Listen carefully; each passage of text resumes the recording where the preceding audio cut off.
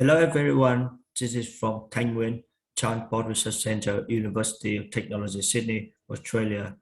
It's my great pleasure today to present about our research which aim to apply a novel approach, lattice Boltzmann methods coupled with discrete element methods to capture hydraulic behavior of granular soils. I'm showing here one of the most typical and critical issues of Australian railway, which is mud pumping. And I believe this not only Australian problem, also a worldwide issue happening in many railway network around the world. So in this phenomenon, the fluid dye subgrades migrate and cover the track surface, reducing substantially the bearing capacity of the entire foundation. For example, I'm showing one of the scenario we captured during our site investigation in Australia. The contact condition between the slipper and ballast has been substantially reduced, and that's the reason reduce the bearing capacities of the entire foundation.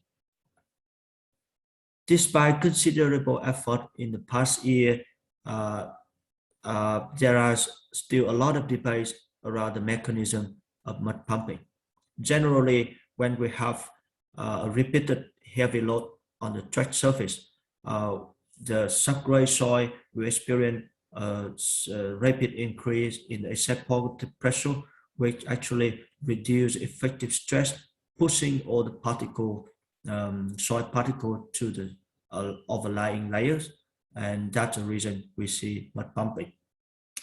There is currently a lack of suitable and reasonable numerical simulations to capture this very complex phenomenon, because we need to capture both fluid and solid phases during the migration of the soil.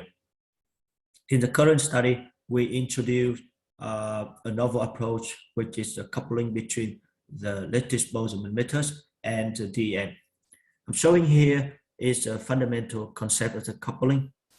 In the left-hand side is a discrete element method, which is used to model soil behavior, while on the right-hand side is a lattice Boltzmann method, or LBM, to be used to model fluid behavior.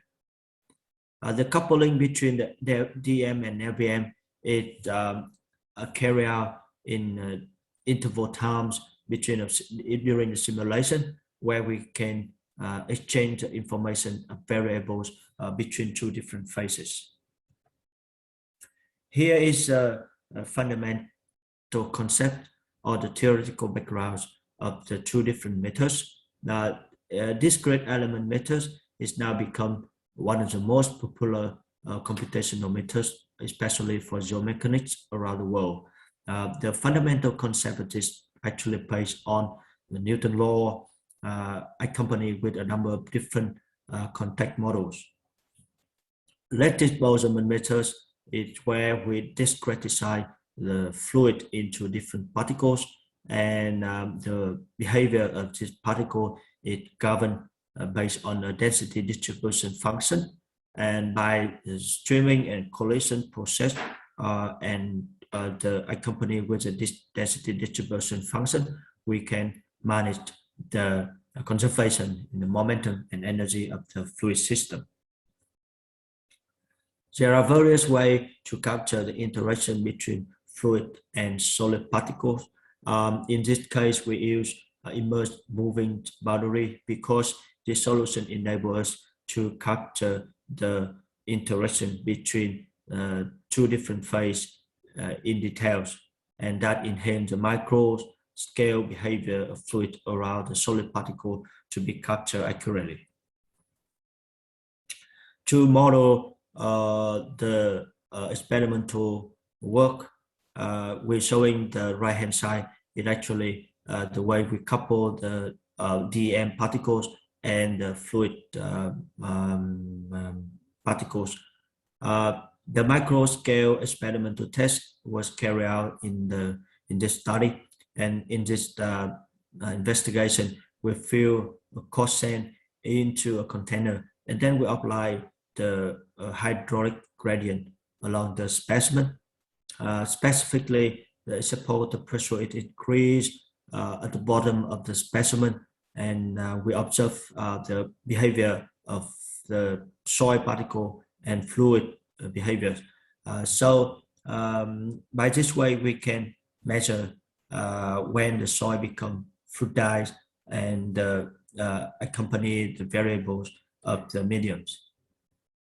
We compare the numerical simulation with experimental data, and in this case, we compare the particle size distribution, and the results show relatively good agreement. We also compare the numerical or the DEM soil particle with previous experimental work, which it actually used Ottawa sand.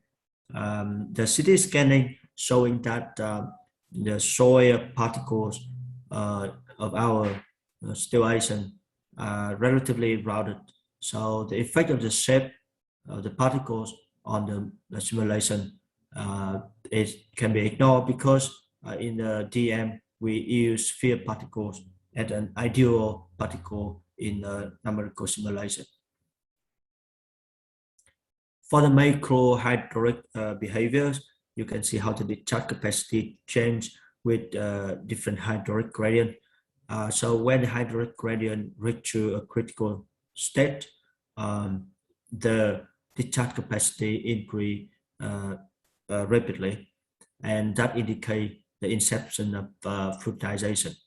We compare the numerical simulation with the Ogun equation, which is actually empirical methods, and the experimental data. You can see a relatively good agreement among different methods.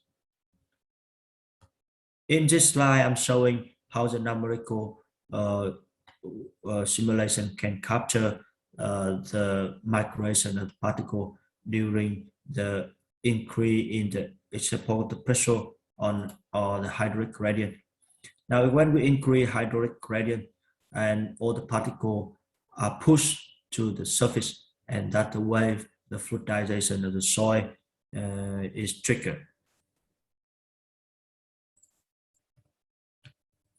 The most valuable advantage of the LBM-DEM coupling is the wave. It can capture accurately the micro behavior of fluid.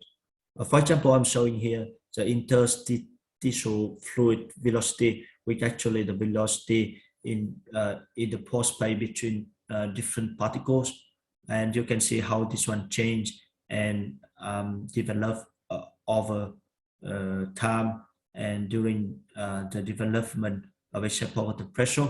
And when the hydraulic gradient reaches the critical state, we can see that the interstitial fluid velocity drops substantially due to the increasing void ratio in the soil.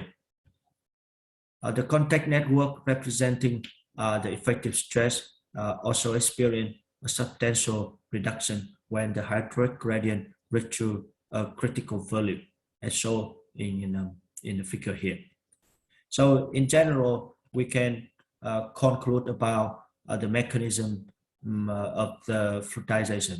When we increase supported pressure, means we increase the hydraulic force acting on the soil particle, and this result in the degraded effective stress and the contact network, and that trigger the soil fluidization.